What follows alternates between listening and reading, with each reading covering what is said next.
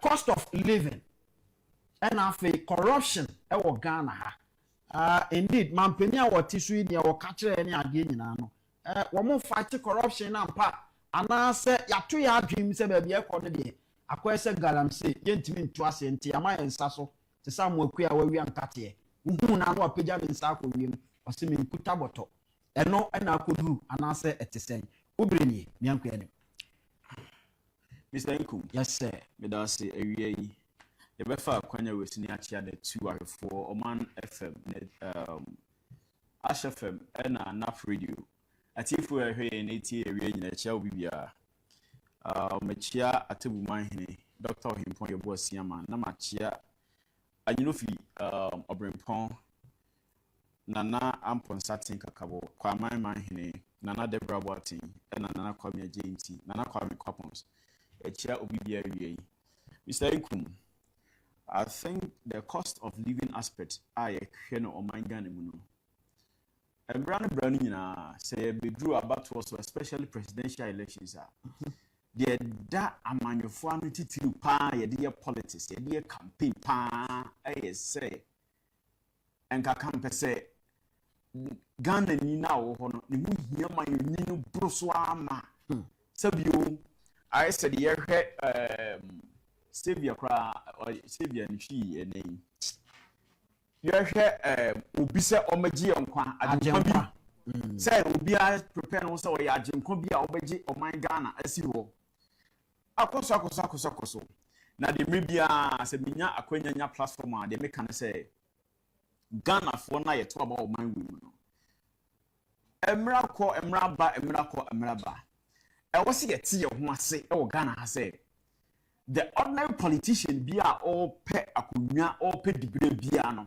95% of the time, I want no economy interest. My interest, the very close people or my interest. Ghana Nibia interest is something and now be biakumaso. Say all pay man you need I all pay among your kunya be say or per member of parliament. Or per president, or per chief director appointment, or per CEO appointment be say, oh, now we want a chrome, no one a constituency, a own dog, agent or push you. Most of the time, say constituents are sorry, put pressure on their members of parliament. As I bet you say, MP Nyakwine, MP Nyozo, MP Nyese. Now, MP Nyese and more women, now what's not parliament house, why a jip by the 2 minutes say, oh, what's not parliament, or say you are the and I will see. Say parliament na what any kind budget statement no eye akonhoma bosika o mamuni nyinara ye ntoboa ye taxes nkitigiti ye ti obi bia there is no single person e man we mu a ye the tax because tax na eto na akasa ye di o man mu your direct and the indirect taxes you might seem say obi nya adwuma o man we mu nti wona salary so na payroll so enti entene salary entene tax. But some you need to matches square there is a tax component on that matches now. Some you I didn't and similar. Yet there is a tax component on it. A assume tax component that's so paracetamol tax component that's so. Is there any Ghanaian or what man will say January to December on matches? On koto paracetamol enum, on tonsusunronum. So nobody should sit anywhere to talk as though say a particular group of people. No, tax net no. It captures few majority. That's what I was saying. Say, but the indirect taxes, there is no single person who can make an argument say you will be Ghana have because out of the purchases of certain goods and services, nipa bi o man Ghana bia mutuato. Entino, ekobani send ye to abamount. Now constituents and then maybe I'm say work A+ say out of his own ingenuity, the constituency it could be and say we na kwan ya no have man for baby and so and ne obedi member of parliament, out of the connection ingenuity or won't what you must ya shorting no. Et you miss say the member of parliament you see a certain constituency and not maybe quote for example, I think we constituency.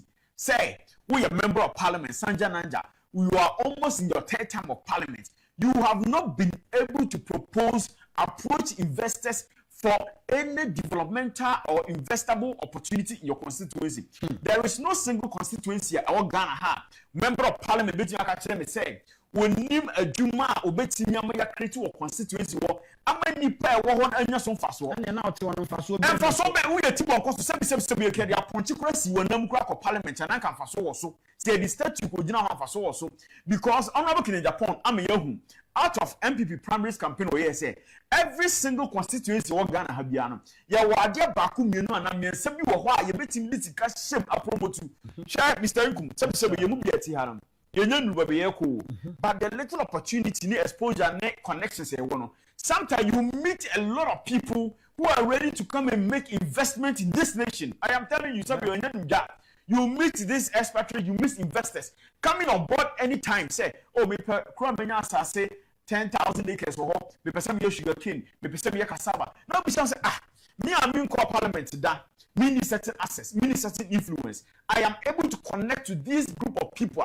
Let's say you wow bet me akọ foreign affairs or interior ho akọ introductory letter out to go and seek for funding for your country. You come to Ghana, go to your constituents when you are under pressure to tell them say we are na wonye obi of the development there back. So we are Ghana ni na constituency biana so man member of parliament etimika sa asem wo kire wa o member of parliament ye ni gina ho. Next year, a few more jina ho difference be any. I am telling you, say, o member of parliament you catch us say, on your kwan, on yensuo, on pejuma many part, on the mrakwan washa. We donkey, that is a fool, now you member of parliament this one. Difference be any because he has been mandated, given all powers necessary possible to look around aside his parliamentary duty to bring investment to the constituency. Yeah. There is no single person, member of parliament, bia, Sabio, come around. Ya toaba based on day here, near Peja Nipa, your go, near Toaba Mano, Nati Boncoso, Cocotina, na per DMs, or Pessoa meetings, so you ever pass bills, or by the envelope, table, I say, and no, would they, my running maba, and ranting about a penny may near Defa. A bit more opportunity or person, what do you member of parliament in Nano? There's no single opportunity about creating bomb or back constituency one or bekum prako or bekum ogan and chia ponche no and the boys na ari MPD or MPD or any person more. The MP was not selected or elected say omekwa ye omekwa badin to or may party over football. There are two Obama member of parliament say on for development embra because or no any abinam senior or no member or MCE DCE for development embra constituency wo okoka kire wo mo ya na o se o ye de yen ye wo mrahye bedwafie se ye be hyemra hwe Kwame A+ se okọ ne constituency emma adwedifo wama emufa almost omo aba nanim bia no wama omu nyina loans a omo de ye adwuma. Mr. Nkum today as we speak Shatawale investment or dey ko $5 million. Yeah. Yeah, they could be your friend saying poultry farm. Sa poultry farm in Anfakra a nipa be 400. Ebenya Jumaye. Meme MP. No ye popular chain A+.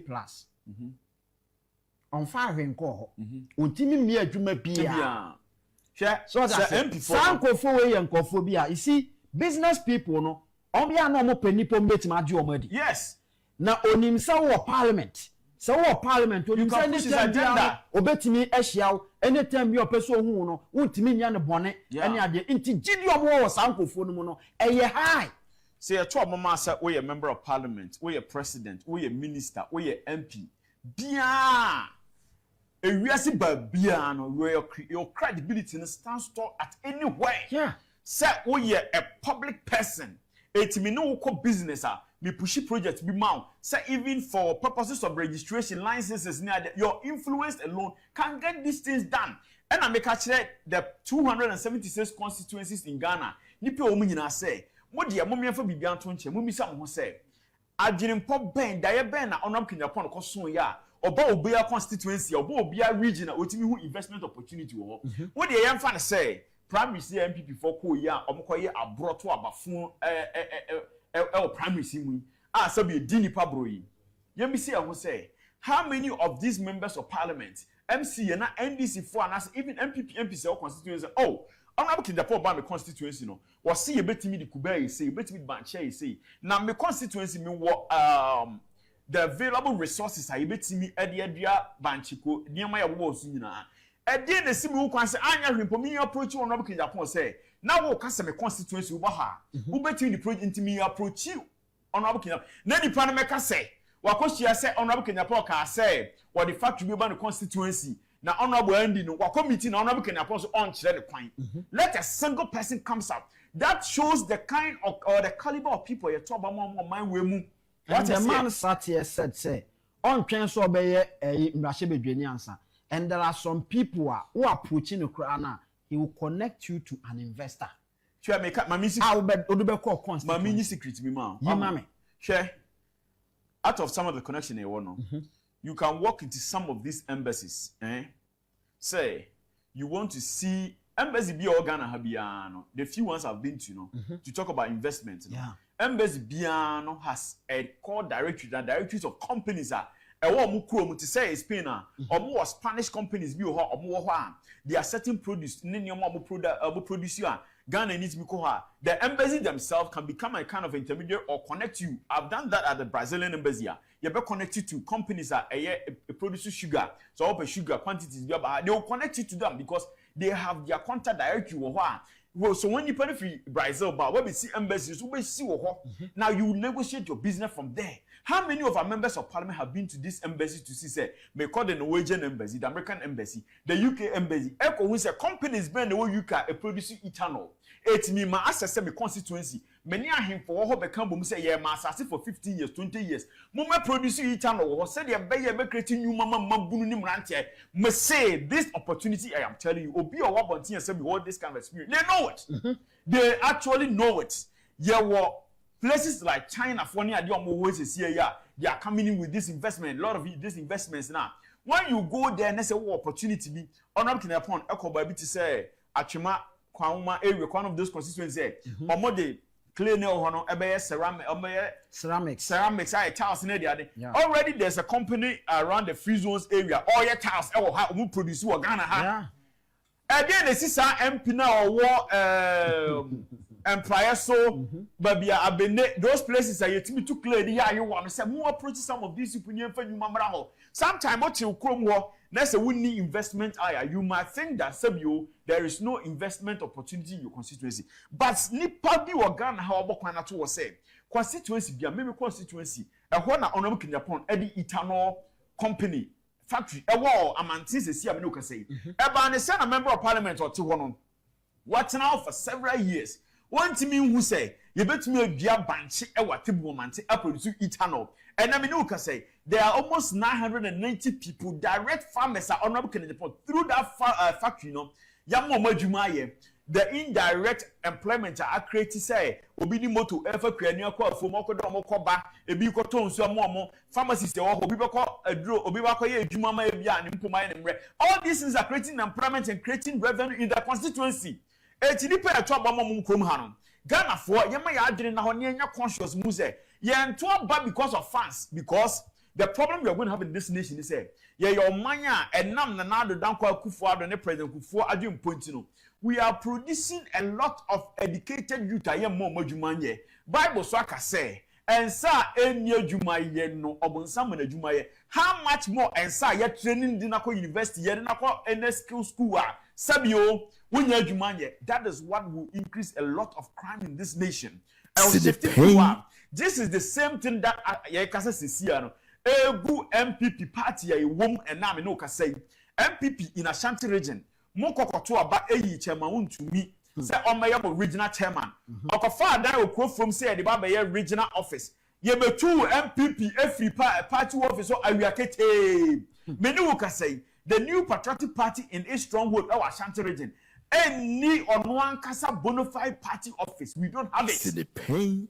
Now, say the poor but that we know we and what dear party ni man and won't be some who say Nipa Washington region, delegate, MPP may Washington region. More money time I want to me one and your party this one for swap. See the pain. And the sign partner or seven rising about by yet national chairman. Now so momo and cost from assassin pipe. Now when you mistake. Na mkoto aba say won to me enkoye national chairman abronye enkoye vice chairman onkoye organizer ne ade enka ye beboa ama party ne agunu say pato ama mo because them connections say beboa party no connection man abronye what is abronye's initiative in his constituency there's other people who don't want to sit here and talk about them we obi anyansa adwene o tiri sabio ye ka ho organize initiatives or person or the bread yama 11 seats our constituency it doesn't matter yama 11 seat constituency for 2 election period you are about to say now you have only 1 seat in your constituency. Where is your capability? Now the power of masonry in the Tiba because of internal party politics. Mutiminya ku kodro say this any power register mu project no. Mu project na jimuni anasa mo say na mu project na the new patriotic party no. Na party ni dey say we be si no eda eboa no na akaka krebo mampoku no. Mampoku no dura no a. O say soro ho na nnuan bi sisi ano asase no from aboy ebo say aminatom. But their party ni jina sisi ano no. Because there is one problem the NPP. Yes, NPP ni hu ye say Ghana ha. You see me no ka say NPP for me so mo say nipa e kwato delegate aba no. Emududo sen and they 40 years and below. Nipa pre ewini aba emma amanyoku o Ghana ha no. They are not man nipa maso omo agumo album ni mu amode politics any propaganda aso maguma out of some you camp a certain group of people. You call Sabio Adenta Ekoye campaign during primary time. You saw say about 70% of the people they were 45 years and above people. These people does not catch the waves currently around in Ghana in the world. Obi okra man phone, auto credit, because on credit this with that boafo. These are the people going to take decision for Ghana mobile some kotoaba. MPP year registration. You say by end on the 31st. May catch the meet me say as na MPP Jimmy Kasibi ultimate register even 1 million people and you know correct. What you say? Asante Mantemo kwa director of communications. Ankasa kuta microphone jina ayo market o. Eno e den obo hu de register omomra register phone call I had to say aduane bon yes we obesa wansana na tu who what one hour dey desta e bon sia sa na mama party na beye say MPP nipa wo mu no agene kokan a they should tell Ghana for nyina say the delegate system na sabio nipa bi epese omo ye national chairman okodua mo pese omo say e retain omo entom pese say delegate system ko to aba no omo kan kire MPP member bia say ye twa delegate system no mu every card-bearing member of the new patriotic party in good standing as at the time I talk about piano. Ewa kwenya say yeto aba. Mo hwe nipa ebe piri aba party mu say ebe be register because party no hijack party ni say enempo no amode no top bottom approach no edurumu so ama reverse no mo aka na butu ho e na sabe mo pesa mo bofa akire what I say se sa na mo pesa mo ya the party will still remain where it is today obi bia ni wa wase MPP party ni eda na koma so ne de ya papa Dr. Otibonsu ye wo the base no o se emfa no obuwa say the Dr. Otibonsu mu ye ni the base no wo ye MPP ni pa wo se unsuro I'm so munsuro obviously Ralan call yeah obeka say I thought some few weeks ago or 1 week ago na abayo bia so customer MPP they say the wa Dr. Bamia bia no me dey near the ayi ahomagu abati we MPP communicator so o kanyansa semo o kanyansa semo wunya ko say o customer Dr. Bamia bia no we MPP communicator na sabi adwuma ye nyina no what are we trying to do? We are also trying to project the interest of the new patriotic party obia ni abontin ha tena ba bi say say party no na ye ka kire mo ne say party na mo hijack no any strategies any selfish interest especially moji party ni bomb bo mo ya ba ne nipa ankasa edi omummoja mo ho musika kuma party no eduru mu ese be kuma party no mumu na mitimi kire se da bi we yemfa ma no na enya nipa atitire ne anintini begina otwe omo anu gu nipa ba kopese se ye no ye se no ye horo ni nyina wi anya hwe ba kopa acho na sabio nipa no wo ye wo papa o ye wo maame a wo be ka kire ne se sabio kwa apia na abo na ni dwan ira onko hwehwe no the MPP for in this time you know party no ye mu koduru no mo ahwe ya mo se asedi nketia enya presidential matia don't underestimate the potential of asedi nketia asedi nketia hia se Ghana floating voters ko beto abama no all what he needs is that the base of the NDC should vote for him. He will win election because MPP ye ni nyina so say ayeka say we ye pani we akola na MPP now feel sold up MPP party no ese ye ayete ha na now ye trofo wo mom na wo mpe party ni ye because wo alalamia bi ye de mo watafre bibi obetwa for minimum na di party na chi o Jan ye the interest, ye the resources, ye the nim the na party ni say, Monteti party no crime was more party no munya kono. And then Boko University of Ghana say, where is the stance? They register people party and me I have not seen it. This week I've been to the campus 3 times. Me who baby say test contest company they register around 2007. More engage test con leadership no near there. The leadership in your members that do share anima NDC the various campuses. One of the one TSCA NPP for a monty say Ghana TSCA open a crop of party executives or me almost useless Ghana the crop of NPP executive Washington region. Say Mama Dr. Mwako any paint keke. We need people in the Ashanti region. What are your capabilities? What are you there for as regional chairman? Yet you could in the NPP alone, our Ashanti region, you lose almost 440 something thousand votes. We are strongholds. Sadi omo my area. I don't know where. You will depart Sampine and Simon or Seminsa. One who said in the little space of about 15-16 months of this NDC government, somebody a mumia Sampine ubet me a Dr. Makohini, me a pass Simon or Seminsa, ubet me a Wamakohini. Munyina de akwaye on fancy can be on fine investment be amayu. Just the ability to engage the people of Ashanti region youth, you know. It is the youth that will vote. Yeah. Don't mistake it. MPP mamu mistake it. And kwa say yakoto ba wie police station level ye be ni pass serving delegates. The party will sink and sink the more. Mun be party ni mun to hop. Na mon ka say every card bearing member of the New Patriotic Party. What your deals is akopim ada ye to abia wo ho akonya se utimi to aba. Na mo wese party ni nsori nyina ne naso biwa na de mo ye no yi kodua pese osan kobio na na bi pese osan kobio obi a okọ ebia wadidi ami bia mo kọ he kofa na bi picture na kofa koto TV so those days na kọ he ne ne from de bi kọ ya na wana na brama otimi nhome waye mma on widie mu kodua enam chese omu nyina men na okosheri 200 cedis 100 cedis 200 cedis eye party na modem ahoɔden a mote sabio enkron twati zongo ni ba bia ya mfa mpuntu ama hɔ no mo ho mfaso na sankrofo we adu obi asɛm a ɔka ne sɛ sɛ ɔmo ba no ma be ma sika sɛ tuma wɔ mu a eye sika na nko mbetimi de abia adwuma no abia adwuma no ɔmo amie no ɔmo de ahyɛ awia sa sika no ɔmo de bia sɛ gyina san kɔtuma no no ɔnkɔ menyi wadwen so oba no abebi adwuma bi ama ma bu na Ghana ha no hwe wo ye campaigner they don't just listen on ye tie ni ahwe de waye adentina if you think say campaign message formulation no very cheaper then Dr. Bamia emeka asema Ghana for nyina party say pese bi adwuma na we take question na Ghana for bebisa no wadwuma wabie wahe wadwuma bi ohi a wo tu fo wo kasa obebi adwuma ya be your member your vice president no adwuma bi do say na timi ebie even for kaya ye for wo kosi na makaya ye for say e si da model no manya hode de asoa ne mu mutiri so this was what your vision for the people of this nation Ghana mabunu na wo sese no they are looking for tried and tested people with evidences to show say when your person it mu medi akire to John Dramani Mahama would intentionally engage the youth of this nation, bring policies that seems as though so up a youth nasem. No youth in youth in the standard and the cost of living in all Ghana Hano and the fuel prices as of January 7, 2025. And next Ababia NPP age fuel prices no Ababidu was a king.